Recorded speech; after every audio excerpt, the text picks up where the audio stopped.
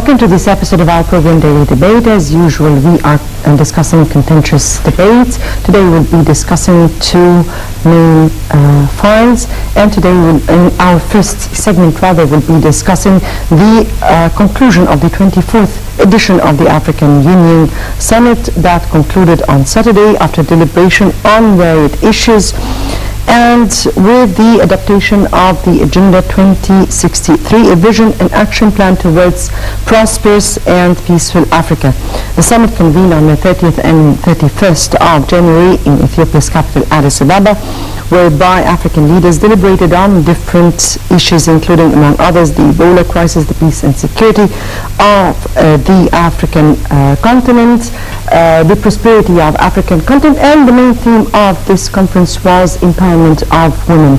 Today we'll be discussing the conclusion of the African Union Summit, or the AU Summit, the 24th edition of it, and the conclusion, and what will happen during this next stage. Before we start with our discussion, let's first have a quick report on the topic and come back for discussion.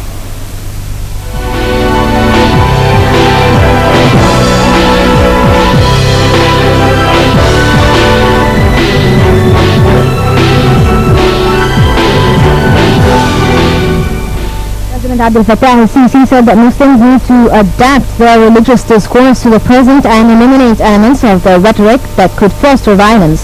During a speech at the World Economic Forum in Davos last month, the president said the Islam is a tolerant religion, but this wasn't always clear for the rest of the world during the last 20 or 30 years. He added that Islam is a religion whose values of tolerance, embraced by more than 1 billion followers, should not be evaluated through the acts of criminals and murderers. He also said that the terrible terrorist attack and image of Muslims led us to think that we must stop, think and change the religious discourse and remove them from things that have led to violence and extremism.